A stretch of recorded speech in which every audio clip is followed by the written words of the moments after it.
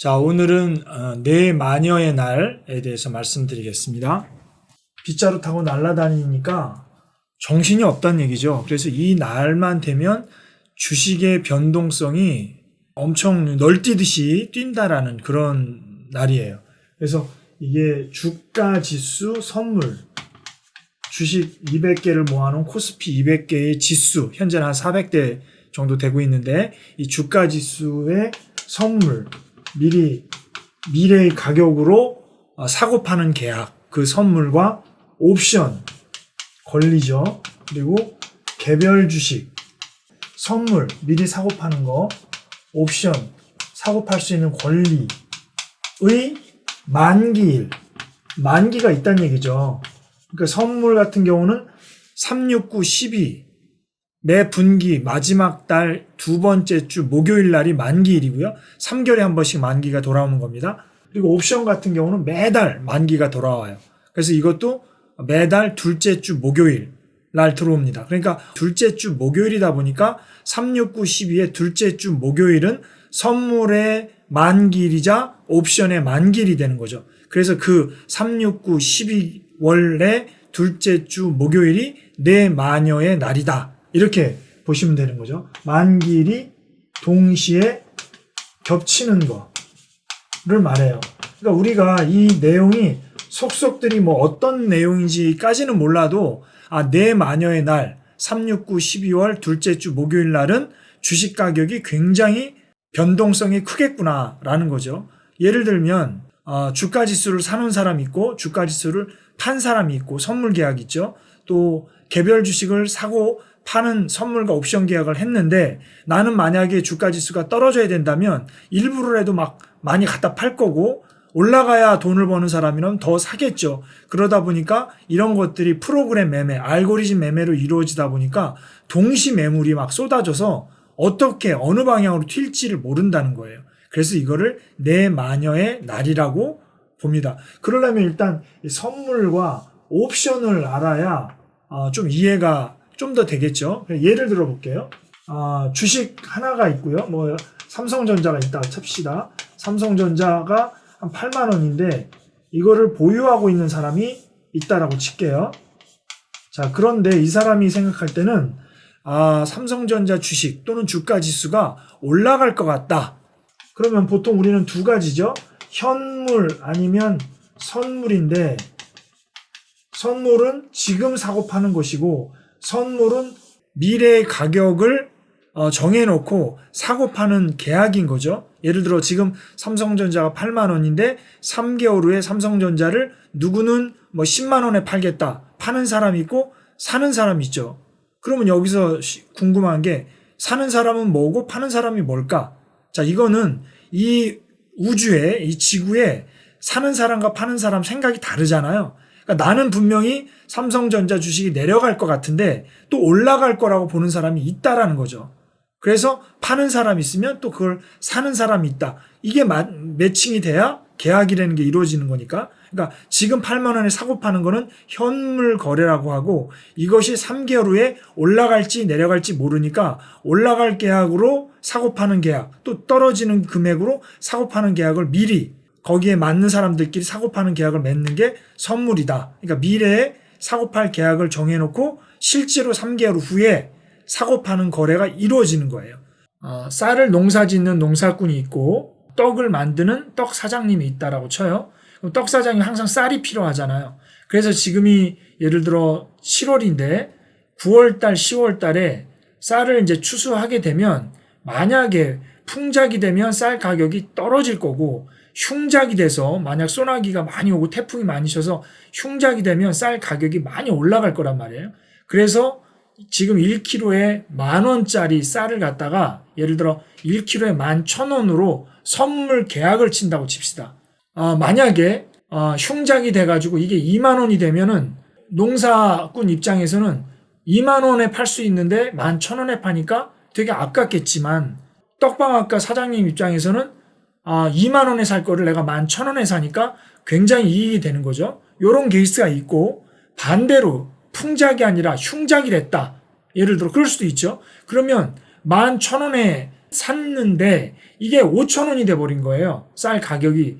그러면 농부 입장에서는 5,000원에 내다 팔 수밖에 없는데 11,000원에 선물 계약을 이미 했으니 안심하고 팔 수 있는 거고, 떡방앗간 사장님 입장에서는 어쩔 수 없이 5,000원짜리 시중에서 살 수 있는 거를 11,000원에 한다는 거죠. 그래서 결국 이런 선물이나 옵션 같은 경우는 미래의 가격이 올라갈 거냐 내려갈 거냐에 대해서 예측을 어떻게 하느냐에 따른 문제다라는 거죠. 삼성전자를 예를 들어서 뭐 일주에 뭐 10만 원에 3개월 후에 사고 팔기로 계약을 했다면 내려갈지도 모르니까 얼마로 예상한 거냐면 예를 들어 한 4만 원으로 내려간다 이렇게 예상을 하고 하는 거예요. 예. 그랬을 때 내려간다고 했을 때 10만 원에 팔면은 이익인 거고, 반대로 올라가는 사람은 이게 16만 원, 2배가 된다라고 생각을 하는 거예요. 예상을. 그리고 나서 10만 원에 사면 이익을 보는 거잖아요. 근데 실제로 만약에 10만 원짜리가 4만 원이 되면 이 보유자는, 매도한 사람은 위너가 되는 거고, 만약에 이게 10만 원짜리가 16만 원이 되면 매수한 사람이 위너가 되는 거죠. 이게 선물 계약입니다. 그런데 3개월 후에 만약에 안 팔거나 안 사면은 계약 위반이잖아요. 그래서 이거를 한국거래소 같은 데서 법적으로 규제를 만들어 놓은 거예요. 이거를 선물이라고 하는 거고, 개인 간의 밭대기 거래는 이거하고는 달리 선도 거래라고 한다. 퓨처라고 하죠. 퓨처. 선물과 선도는 약간 개념은 똑같지만 법적인 구속력 때문에 좀 다르다. 자, 근데 여기에 소심한 소유자가 있다고 칩시다. 소심한 보유자. 이 사람은 내 거를 갖다가 이렇게 팔고 사는 게 너무 두려운 거예요. 그래서 어떻게 보면 권리만 사고 파는 거예요. 팔 수 있는 권리, 살 수 있는 권리.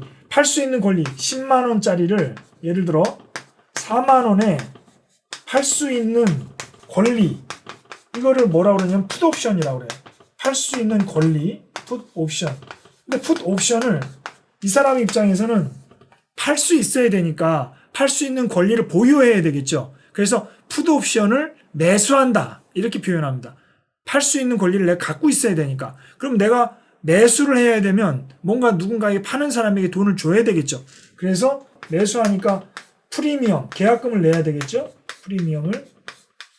반대가 있겠죠. 이 사람하고 생각이 반대인 사람이 있겠죠. 떨어지지 않고 올라간다라는 사람. 그러니까 팔 수 있는 권리를 파는 사람이 있겠죠. 풋옵션을 매도한 사람이 있어요. 만약에, 이것도 만약이에요. 진짜 10만 원이 안 떨어지고 만약에 12만 원이 됐어요. 삼성전자가 올라갔어요. 그러면 팔아야 돼요? 안 팔아야 돼요? 안 팔아야 되죠. 10만 원이 12만 원 됐으니까 더 갖고 있어야 되는 거죠. 그런데 예를 들어 10만 원이 4만 원이 됐어요.